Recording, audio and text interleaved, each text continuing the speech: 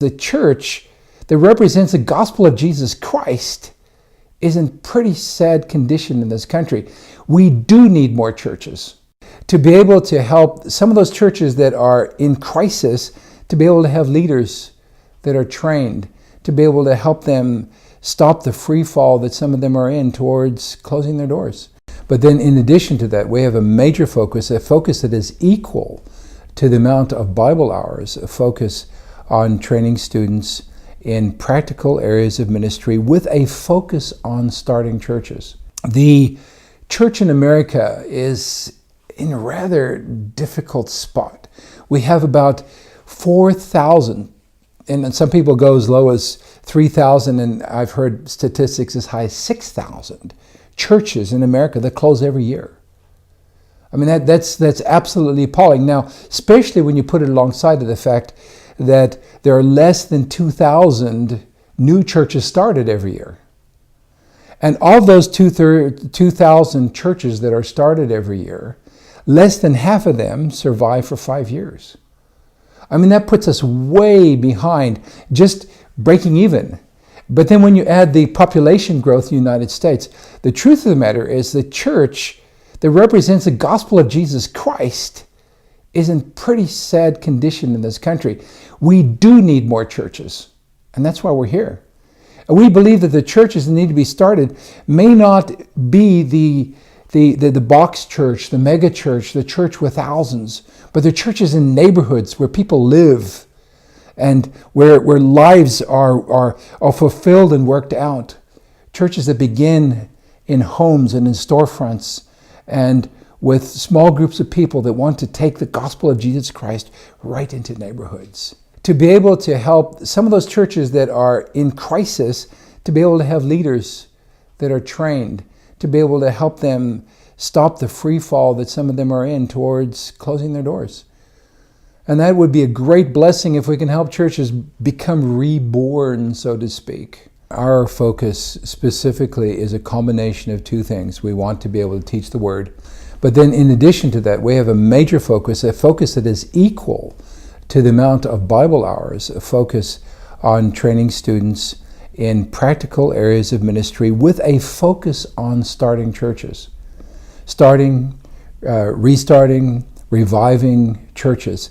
That's our particular focus of our practical ministry modules. We have devised the program so you have a presenter who presents on the screen and teaches in real time via the webinar technique. But then in addition to that, as soon as they've presented, there is a local group of students that meets together with a local trainer, a trainer who's been trained by our academic dean, and then is able to take what the presenter presents and make sure that the student understands it. What we want is we want live presenters. We want to be able to find some of the best live presenters around the country. We want to bring them to groups of students with a well-prepared trainer to work with them, so we get the best of both. We can take presenters from anywhere within the United States, and we can couple them with small cohorts of students all around the country and allow them to reap the benefits of these well-trained and well-prepared educators. Several times I have used the term cohort, and those who are not directly involved in education may not understand this term. It sounds more like a military term. But a cohort is a small group of students. In our particular situation, we identify it as anywhere from 3 to 20 students. Our target is about 7 to 11 students, which is enough to be able to have a classroom feel, but also to be able to have the ability to be able to have interaction. You get too much bigger than that, and we could lose some of that, which is very important to us. And it is very important to us to have cohorts that are able to have the interaction so that the cohort leader, the trainer mentor that we call him, the local trainer mentor, so that he can know that the students in this cohort understand. And that's what he's there for. But it takes that interaction. It takes hearing them speak. And that's why it's so important to us that we have these groups that we call cohorts. And we're trying to have them in as many places as God allows us. And using our system, it's quite simple. If God raises up a cohort leader in a group of individuals that want to study together, if there's internet, they can do it. And it can happen. It's a fairly simple process. What we're doing with this program is we're utilizing current technology to present a distance learning program through webinars. And as we do this, we've divided the program into 2 different tracks. One track, which meets once a week on a weeknight, is primarily focused upon Bible and doctrinal studies, or theology. The other track is practical ministries, where we actually focus one Saturday every month in a module type format to present those more practical aspects of church planting and leadership. We actually have, over the 2 years, there's 144 class hours, both of the Bible, theology, and also 144 class hours of the practical ministries aspect. We're hoping that as we progress through this program, that our students are going to be able to integrate into the program at any time. The whole program is divided into what we call year X and year Y. The purpose of dividing it that way is to communicate the fact that students may enter the program in either year. It's not required that they take a particular year in sequence in order to complete the program. They can enter the program in either year and still complete the entire certificated program. There are no prerequisites whatsoever for any of these courses. A person can take just the biblical training and theology or just the practical modules on the weekend. You don't get credit for individual classes. You will only get credit if you stay for the entire year, whether it's for the Bible training and theology or whether it's the practical modules on the weekends. Let's face it, anybody would benefit from the training that we're providing. What spiritual or biblical leader would not benefit in his church from such topics as prayer and spiritual warfare, leadership, exegeting culture, and how about resource-based evangelism? We need to be focusing upon all of the various people groups and cultures in our society, in our world today, specifically here in the United States. When we go to our front door, the world has come to us. Missions is at our doorstep, and we need to train leaders for all of those cultures. We like to think of our ministry as being multicultural training. There's a couple of ways that this is demonstrated. First of all, it's the translation issue. A very big issue because English is not, even though it's a trade language, it's not the language of everyone's heart. Now, we've been able to do Spanish translation because we devised a very simple way to do that. We also have the possibility of doing it in other languages, provided that we can find the right type of translator for each one. But we found a very simple system to be able to make this work for any language cohort that we have meeting. So you have a presenter that's presenting in English because that is the trade language, and then you have a cohort that is sitting there studying, and if there's translation, they'll be seeing the presenter on the screen, they'll be seeing his PowerPoint, but they'll be hearing it in their own language. First of all, Spanish, and then whatever other languages we're able to get the translation for.